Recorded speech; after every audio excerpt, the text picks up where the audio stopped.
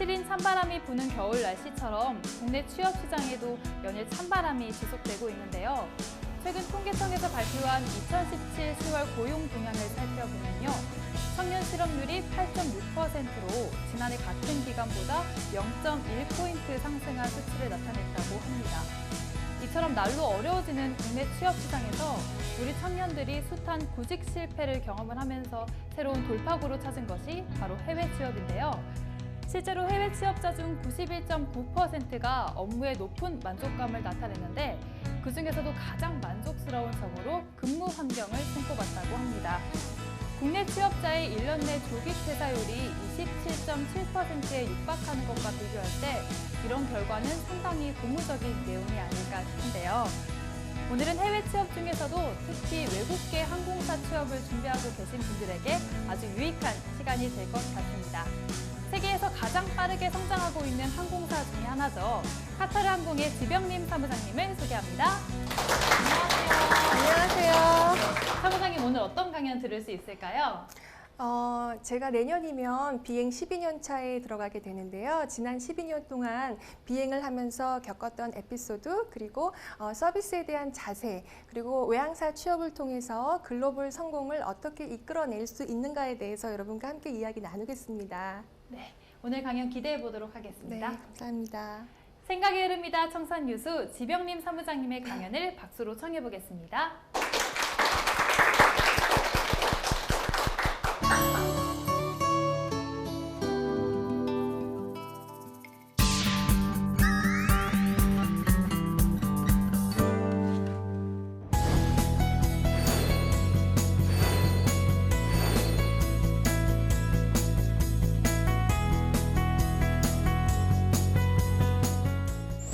여러분 안녕하세요. 카타르 항공 객실 사무장 지병림입니다. 오늘 만나뵙게 되어서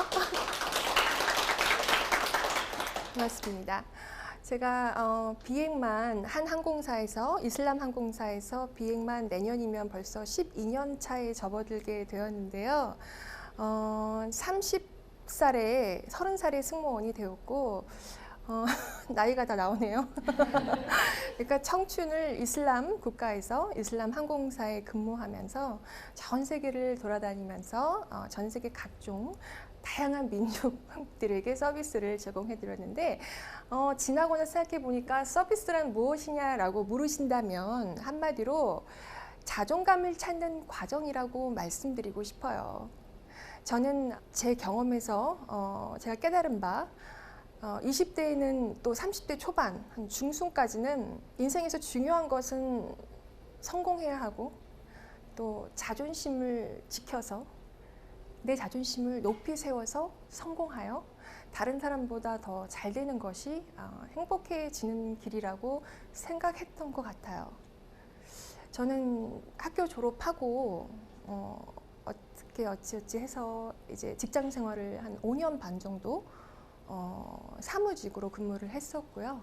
20대 후반에 이르러서 20대에 아무 일도 일어나지 않았다는 것을 깨달았어요. 너무 불쌍하게 보시는 것 같아요. 이렇게 살다가는 30대도 40대도 50대도 60대도 아무 일 없이 흘러가겠구나. 결혼도 답은 아니고 내 인생을 한번 바꿔봐야겠다. 라는 절실한 마음을 가지고 당시에는 굉장히 드문 생소한 용어였던 해외 취업에 도전하게 되었습니다. 그래서 항공사의 외항사 승무원이라는 직종에 도전해서 현재까지 뿌리를 내려서 지금 사무장 자리에 이르렀고 지금 아주 감사한 마음으로 즐기고 있는데요. 지금 우리가 살고 있는 시대는 세계화가 선택이 아닌 필수죠. 선택이라고 생각하세요?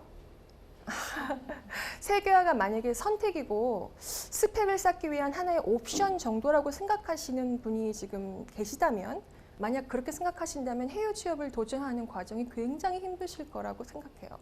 또 운이 좋아서 어찌어찌 하다 운이 좋아 합격한다 해도 오래 살아남기 힘드실 거예요.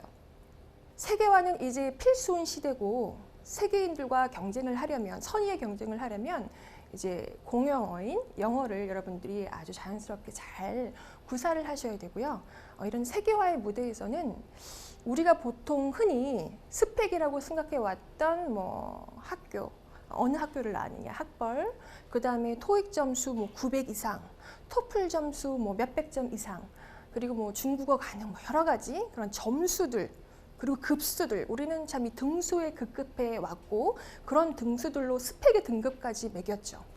어디에서 봉사활동 해야 하고 뭐 어쩌고 저쩌고 우리는 스펙들을 가득 채워야 내가 취업에서 살아남을 수 있다고 생각했었죠. 그렇죠? 여러분 지금 그렇게 생각하고 계시지 않으세요? 저도 그랬어요. 근데 세계 무대에서는 솔직히 이런 모든 것들이 정말 불필요하다고 생각해요.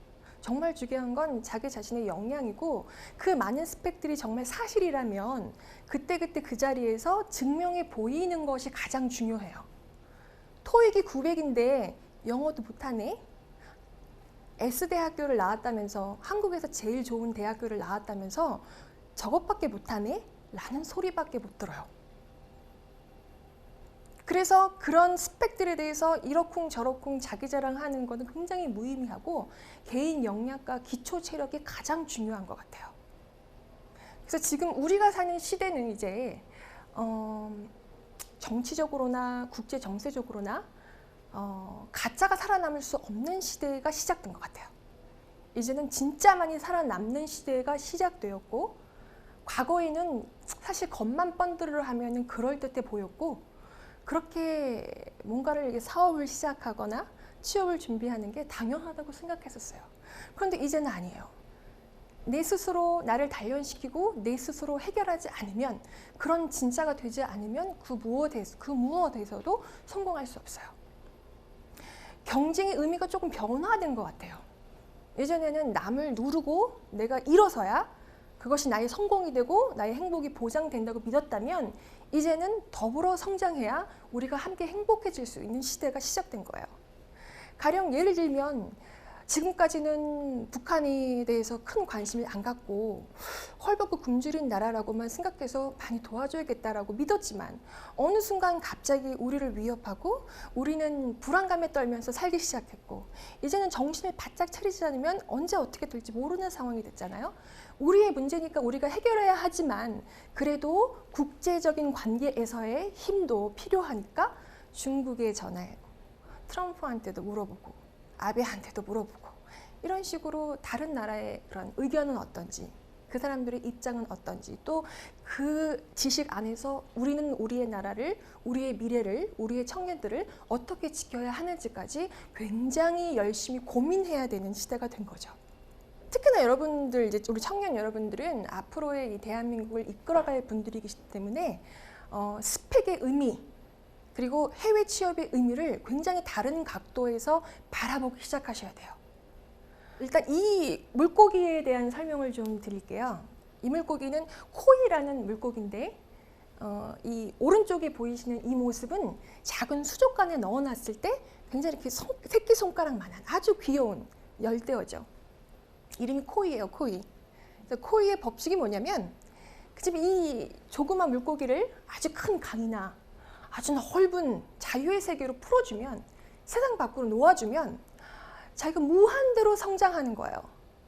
심지어 이 아주 덩치 좋은 이 외국 남성이 잘생긴 이 덩치 좋은 남성이 들어 올리기가 너무 힘들 정도로 거대한 성장을 해서 거물이 돼요. 굉장히 특별한 물고기죠. 심지어 물고기도 세상 밖으로 자유를 주면 넓은 세상을 보고 스스로 무한 성장을 한단 말이에요. 하물며 만물의 영장인 우리 인간은 어떨까요? 자기가 태어나서 자란 나라, 그것이 한국이든 일본이든 뭐 아프리카든 어느 아주 시골에 아주 그냥 이름 모를 섬에서 태어났든 그 안에서만 컸던 사람이 세상을 보기 시작하면 정말 무한대로 인간은 환경의 지배를 받는다라는 것을 우리가 깨닫게 된답니다. 제가 한국에서 20대에 아무 일도 일어나지 않았던 20대에 답답하고 어디에 답이 있을까 스스로 막 찾아 헤매다가 외항사 승무원이라는 이제 세계로 출근하는 그런 어떤 통로를 스스로 개척했을 때 정말 많은 세상을 보면서 그동안 내가 절대적으로 믿어왔던 삶의 기준 이걸 해야 내가 인간 대접을 받을 수 있다. 이걸 해야 그래도 적어도 사람 구실을 할 수 있다고 믿었던 것들이 다 상대적인 가치에 불과했어요. 그건 다 거짓말이야. 이제 가장 중요한 건 나에게 맞는 것이 무엇이고 그리고 내가 어떻게 나만이 갖고 있는 개성이 가장 중요한 거지 남들을 의식할 필요가 전혀 없다는 것도 알았어요. 왜냐? 한국에서는 고졸, 전문대졸, 그리고 대졸, 석사, 박사 이 최종 학력에 따라서 기본 호봉이 달라요. 그래서 나하고 똑같이 일을 했는데도 쟤는 4년제를 나왔고 나는 전문대밖에 못 나왔기 때문에 내가 월급을 30만 원이나 덜 받아. 아무 이유 없이. 그러니까 이게 현대판 노예제도처럼 시작부터 불공평한 사회가 시작되니까 너도 나도 그냥 정말 다 대학을 가야 되는 사회가 됐고 카타르항공사에 들어가 보니까 모든 젊은 20대 여성들이 전부 대졸인 나라는 우리나라밖에 없더라고요. 그렇다고 대졸이라고 해서 정말 이게 교육을 최종 학력이 높다고 해서 뭐 다 잘하느냐? 일은 너무 우리가 잘하지만 영어는 모국어가 아니니까 어느 정도 한계가 있을 거예요. 그런데 모로코, 튀니지, 알제리, 과거에 프랑스 식민지배도 받았었고요. 거기는 아랍어도 쓰는 나라지만 사실 영어도 굉장히 공용어처럼 쓰는 곳이기 때문에 그 친구들은 고등학교밖에 안 나왔어도 영어 대, 프랑스어 대, 아랍어 대 3개 국어가 이미 능통한 거예요. 그게 스펙이지 무슨 대학 나오고 토익 얼마고 그럼에도 불구하고 영어를 저것밖에 못하고 이러면서 스펙에서 이미 차이가 크게 벌어지는 거예요. 그래서 외국 항공사 같은 경우는 이런 세계적인 무대에서는 내가 그동안 나를 잘났다고 평가했던 그런 기준들에 대해서 과시하는 게 정말 의미가 없어요. 나 스스로 증명해 보이고 입증하고 그리고 보여주는 것이 민간 외교관으로서 대한민국의 가치도 높여주고 또 여러분들 실력도 입증하는 길인 거예요. 그래서 비행시간, 내가 일한 시간만큼 손님들이 얼마나 행복하게 비행을 즐기시고 돌아가셨고 또 그분이 기쁜 마음에 또 칭찬에 대한 그 좋은 비행 경험에 대한 어떤 칭찬들을 또 레터를 남겨주시고 다시 우리 항공사를 찾아주시고 다시 우리 병원을 찾아주시고 다시 우리 가게를 찾아주시고 그것이 실력이 되는 거예요. 요즘은 서비스가 아니면 성공할 수 없는 시대예요. 지금 물론 여기에 저는 승무원이 되고 싶어요. 생각 중이에요. 라는 분만 제 강연을 들을 필요가 있는 건 아니고요. 모든 분들이 서비스에 대한 어떤 가치를 굉장히 중요하게 받아들이셔야 앞으로 어떤 분야에서 뭐가 돼도 된다. 저는 이렇게 생각해요. 그래서 인간은 환경의 지배를 받기 때문에 세계화가 선택이 아니라 필수인 시대에 무조건 세계로 나가서 넓은 환경에서 넓은 세상을 보면서 스스로 무한 성장하는 이런 시대로 우리가 지금 살고 있고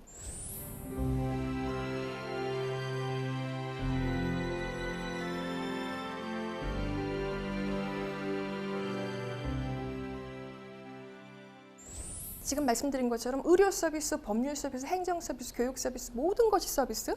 그래서 서비스의 꽃이라고 이른바 우리가 일컫는 항공사에서의 경험을 통해서 제가 서비스에 대해서 어떤 말씀을 드리고 싶으냐 지금부터 조금 본격적으로 들어가 보겠습니다. 일단 이 사진을 잠깐 보여드릴게요. 전 세계 최초의 승무원은 누구였을까요?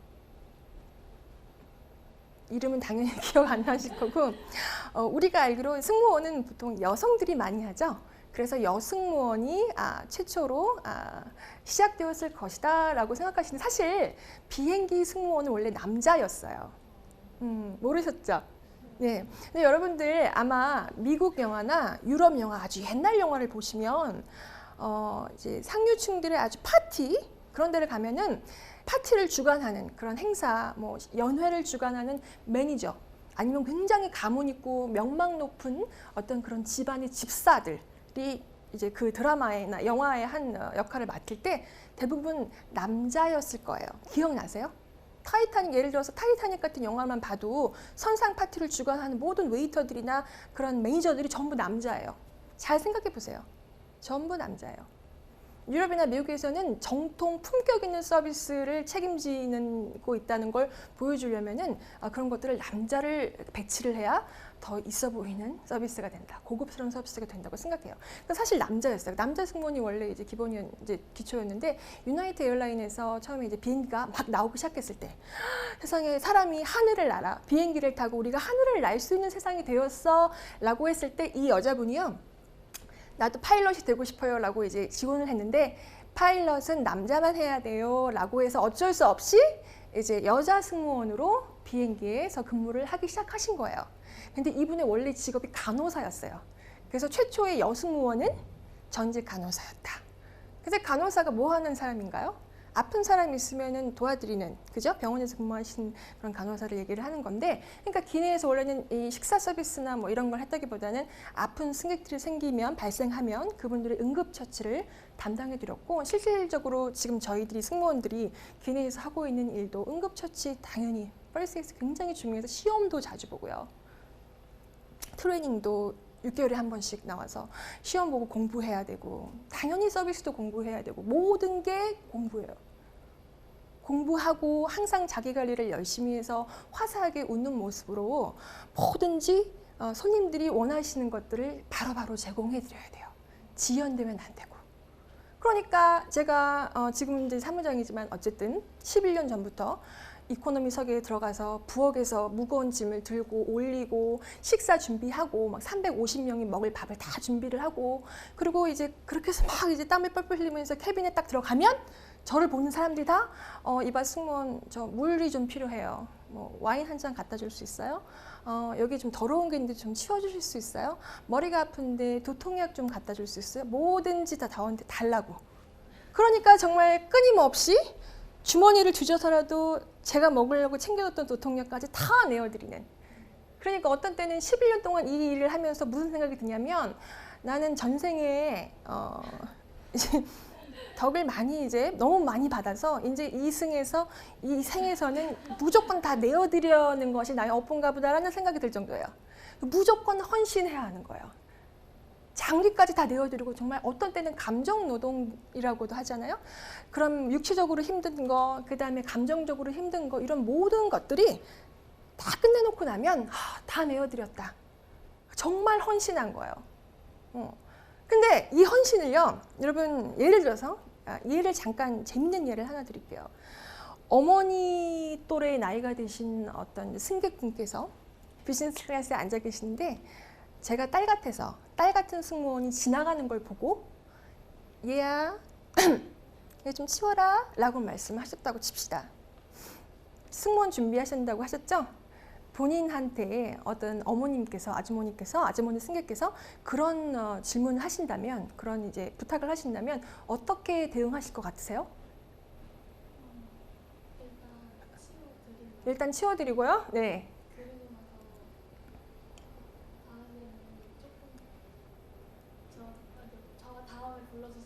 네. 얘야라고 부르지 말고 승무원이라고 부르라고 지금 승객을 가르치는 거예요? 그럼 승객이 기분 나쁘지 않으실까요? 근데 왜 그렇게 얘기하고 싶으세요? 반말하시고 얘라고 부르는 게 기분이 나빠서 그렇게 얘기하고 싶으신 거죠? 왜죠? 뭐 때문이죠? 나도 자존심이 있잖아요. 나도 자존심이 있으니까 내가 서비스하면서 모르는 아줌마한테 얘야 쟤야 반말 들으라고 우리 엄마 아빠가 열심히 고생해서 나 대학 보내고 기저귀 빨아서 우유 먹여가면서 나 이 지금까지 키운 게 아니라는 생각이 갑자기 들 수도 있어요. 화장실에 가서 막 울면서 내가 이러려고 승무원이 됐나, 아니면 승무원이 굳이 아니어도 어느 조직이든 어느 직장에서든 이런 일이 있을 수 있어요. 호텔이나 식당도 마찬가지고, 그죠? 사무실도 마찬가지고, 부장님이 나를 막 강아지 부르듯이 막 이름을 보면서 미쓰리라고 요새 안 부르죠? 손님 오셨으니까 차 한 잔 내와, 뭐 이렇게, 무슨 나는 열심히 공부해서 취업했는데 나한테 맨날 차심부름만 아침에 시킬 수 있어요. 모든 불합리한 상황, 내가 진짜 원치 않는 상황들이 여기저기서 벌어질 수 있어요. 자존심 때문에 이 상황을 버티기 싫다고 생각하면 이 일은 너무너무 힘든 거예요. 눈 뜨면 일을 나가서 사람들이 다 나한테 뭔가를 달라고 하는 이 상황에서, 그리고 그거를 정말 프로답게 다 드려야 되고 즐겁게 웃으면서 다 해드려야 되는데, 그게 돌아서면 자존심 상해, 힘들어 라고 생각한다면 이 서비스직은요, 특히나 이 서비스직은 모든 게 다 서비스지만 오래 버틸 수 없어요. 너무너무 힘든 거예요. 체력적으로 힘들어, 정신적으로 힘들어. 그러니까 또 외항사는 집 떠나서 가족과 고향 떠나서 멀리 또 중동의 그 사막에 낙타들이 이렇게 걸어다니는 그런 동네에 가가지고 모래바람 날리는 걸 바라보면서 얼마나 자존심이 상하겠어요. 그죠? 그런 일이 왜 없었겠어요? 저도 그런 일이 아주 어렸을 때는 많았어요. 하지만 힘든 과정을 견디는데요. 이 서비스를 12년 동안 이제 11년 동안 하다 보니까 무슨 생각이 드냐면, 서비스를 포함한 인간의 성공이란 건 사회적인 성공, 또 사회적인 성공을 통해서 돈도 벌고 내가 스스로 번 돈으로 쇼핑몰에 가서 내가 사고 싶은 것도 마음껏 사고 이걸로 친구들 밥도 사주고 부모님께 내복도 사드리고 뭐 여러 가지 이렇게 성공한다는 거는 자존심으로 하는 게 아니라는 거, 자존감으로 한다는 걸 알았어요. 자존심은 다른 사람하고 비교해서 나를 높이 세우고 싶은, 그래서 내가 높아지니까 이 사람이 조금 낮아지고 이런 식의 경쟁이에요. 그래서 자존감은 이 사람이 높든 이 사람이 낮든 상관없고 나는 나대로 자존감이 있는 거예요. 난 나대로 중요한 사람인 거예요. 그러니까 나는 중요한 사람이니까 나를 뽑아준, 나를 선택해준 회사도 너무 중요해요. 나를 낳아주신 부모님도 너무 중요하고 나같이 중요한 사람을 여자친구로 삼아준, 선택해준, 나를 알아봐준 남자친구도 너무 중요해. 너무 대단한 남자친구인 거야. 너무 대단한 남편이고. 그리고 나같이 중요한 사람을 엄마, 아빠 뭐 이렇게 따라주는 내 아이도 너무 소중하고 중요한 거예요. 그 사람들은 내가 없으면 안 되고 나도 그 사람들이 없으면 안 돼요. 어떤 친구들은요. 승무원이 되고 싶어요. 저는 여행하는 거 좋아해요. 저는 사교적인 사람이에요. 저는 뭐 어쩌고저쩌고 해가면서 온갖 그 되고 싶다는 그런 이유들을 쫙 늘어놓고 승무원이 되잖아요. 회사 욕하고 다니는 애들 있어요. 그런 사람들 은근히 많고요. 또 어떤 남자들은 자기가 온갖 사탕 발림과 미사여구를 다 동원해서 여자의 마음을 얻잖아요. 그러면은 그 여자가 자기한테 이제 여자친구가 되어서 결혼을 했어요. 내 여자가 됐어. 그러면 자존감이 없는 남자들은 나 같은 남자한테 넘어오는 거 보니까 제 여자도 별 수 없구나. 대단한 줄 알았는데 그냥 그런가 보다 라고 생각하는 거예요. 그러니까 자존심만 내세우면서 성공해야 돼, 행복해야 돼, 돈 많이 벌어야 돼, 이렇게 해서 뭐 할 거야 라고 생각하시는 분들은 자존심 때문에 불행해져요. 다 잃어버려요. 그리고 주변 사람들이 나의 성공을 방해하는 사람들로 보이기 시작해요. 그런데 자존감은 더불어 성장하는 거기 때문에 다 중요해. 지금 오늘 제가 여기서 강연하고 있잖아요. 여러분들 없으면 강연 안 돼요. 내가 중요한 사람이니까 여러분이 중요하고 여기 계시는 모든 분들이 다 중요한 거예요. 그래서 제가 일하는 모습인데 보세요. 섬기는 새로운 리더십. 잘 안 보이시죠? 이코노미에서는 아예 무릎을 꿇고 앉아서 손님이 앉아 계시잖아요. 그러니까 손님, 제가 중요한 사람인데 내가 이렇게 무릎 꿇고 앉아서 손님 눈높이에 맞춰서 말씀을 또렷이 들어드리는 거, 무슨 말씀을 하고 싶으신지 들어드리는 거 괜찮아요. 손님이 중요한 사람이니까 저도 중요하거든요. 그러니까 뭐가 문제세요? 아프세요? 목소리를 크게 못 내시겠어요? 네, 뭐라고요? 무릎 꿇고 앉았는데 왜 못해요? 이거 못하는 사람 있어요? 자존심 상해서 못하겠어요. 왜 그거 하세요? 이렇게 얘기하는 사람이 있어요. 지금까지 말한 것처럼 다문화를 존중하면서 이슬람 항공사에서 우리 승객들이 전 세계 여러 인종들이 다 승객들로 타잖아요.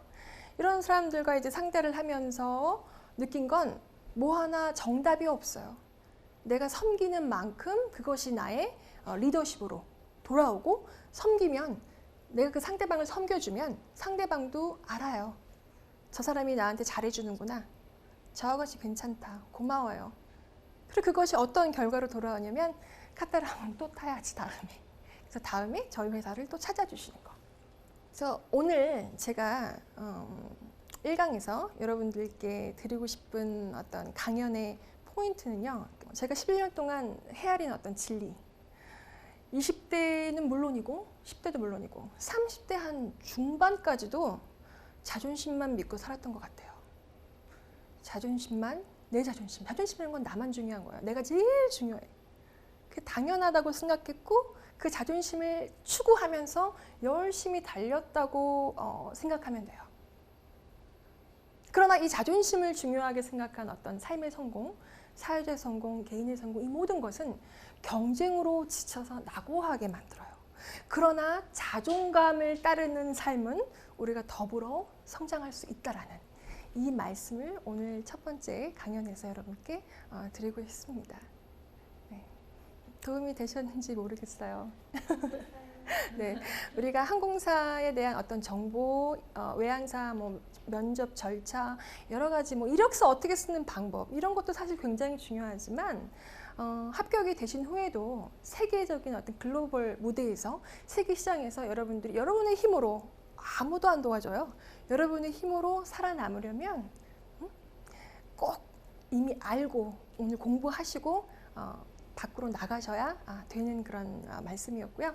도움이 부족하나마 되셨길 바라요. 제가 1강 강연은 여기까지 하고요. 2강에서는 서로 다른 문화, 어떤 다문화, 인종과 승객들과 이런 문화 속에서 어떻게 살아남을 수 있는 방법, 어떻게 살아남을 것이냐, 문화 지능 지수에 대해서 간단하게 설명을 드릴게요. 그래서 CQ에 대해서 강연하는 시간 2강에서 갖도록 하겠습니다. 감사합니다.